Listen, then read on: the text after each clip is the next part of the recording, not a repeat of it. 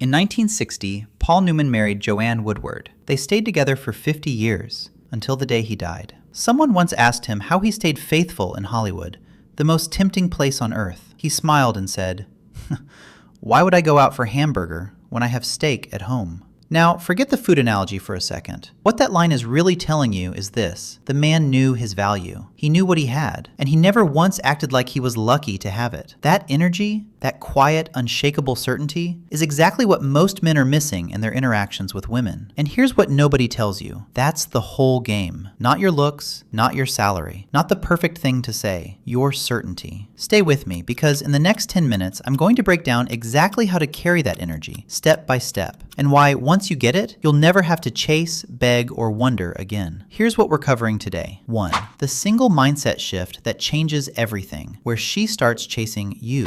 2. The language that actually creates attraction, and why most men are doing the exact opposite. 3. How to make her want to give you what you want without ever having to ask for it. And 4. The one mistake that kills everything, and 99% of guys do it without even realizing it. If you've ever felt like you're constantly working for her attention, if you've been ghosted, left on red, or stuck in the friend zone wondering what went wrong, this is for you.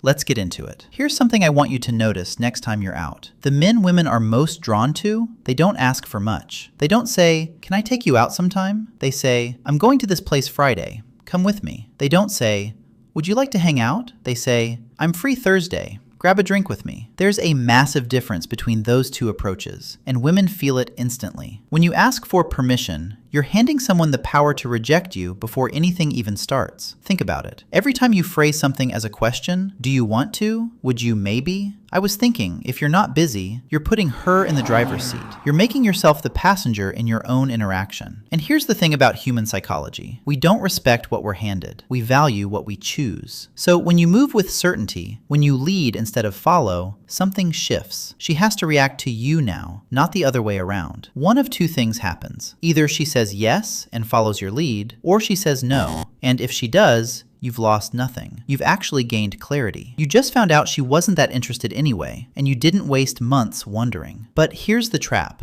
and this is important. This only works without neediness. Move with certainty, not desperation. If she doesn't reply, move on. Don't double text. Don't explain yourself. Don't chase. Certainty without attachment. That's the combination that works. Now, confidence is only half of it, because you can be the most certain guy in the room and still say all the wrong things. Let me show you what actually works. Most guys try to convince women with logic. "I have a great job. I'm a good guy. I'll treat you right. We have so much in common." And then they wonder why it's not working. Here's the truth. Attraction isn't logical. It's emotional. Women don't fall for resumes. They fall for feelings. The question isn't, "What do I say?" It's, "What does she feel when she's talking to me?" You've probably seen it. The woman who turns down the stable, successful guy, but chases after someone who barely texts her back. It looks crazy from the outside, but it's not about the other guy being better. It's about how he makes her feel. He's unpredictable. He keeps her a little off balance. He makes her feel something. So how do you create that without being toxic about it? Here's the practical version. First, be playfully challenging. Most guys give constant compliments in agreement. They're completely predictable. When you gently challenge her instead, when you tease, when you don't just nod along, you stand out immediately. Second, use statements, not interview questions. What do you do for work? Where are you from? What are your hobbies? That's a job interview, not a conversation. Instead, try something like, "You seem like someone who has a completely different personality depending on who she's around." Or, "I can already tell you're either incredibly organized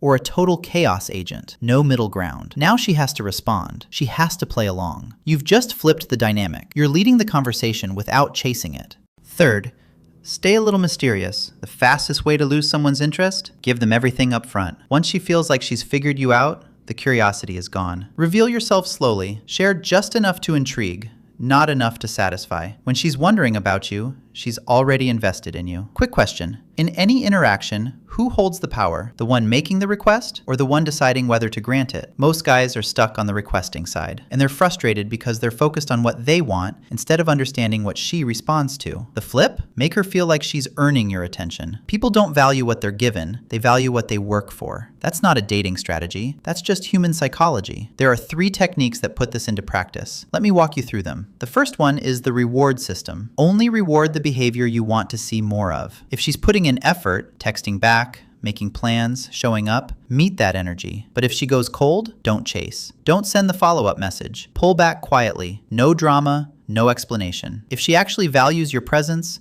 she'll notice and she'll come back, because we always want what we think we might be losing. The second technique is scarcity. You don't have to be unavailable. You just have to not be endlessly available. When you always respond instantly, always clear your schedule, always say yes, your time feels cheap. Not because you're doing anything wrong, but because there's no limit to it. Take a little longer to reply sometimes. Stick to your own plans occasionally. Let her fit into your life rather than rearranging your life to fit hers. Scarcity creates value. That's not manipulation. That's just reality. The third technique, and this one is next level. Instead of asking for what you want, plant the idea so it feels like her decision. Instead of cook for me sometime, try, you look like someone who actually knows what they're doing in the kitchen.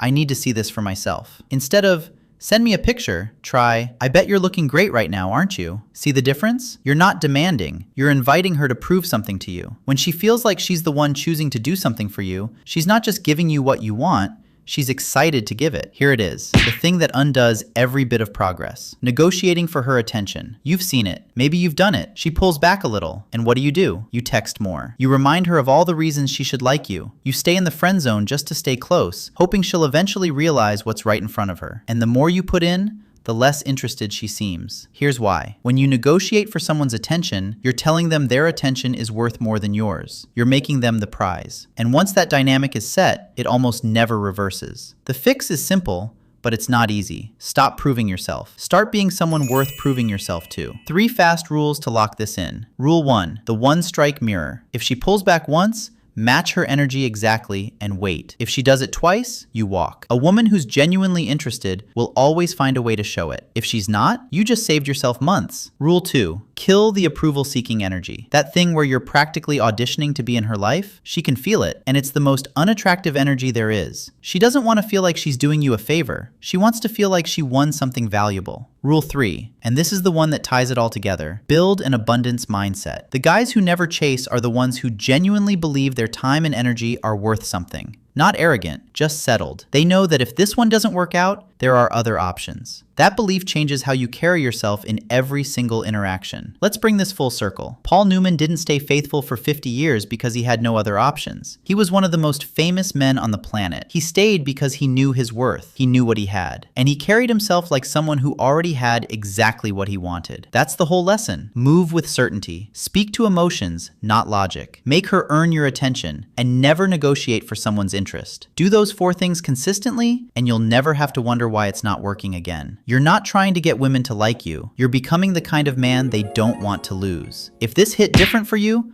drop a comment below.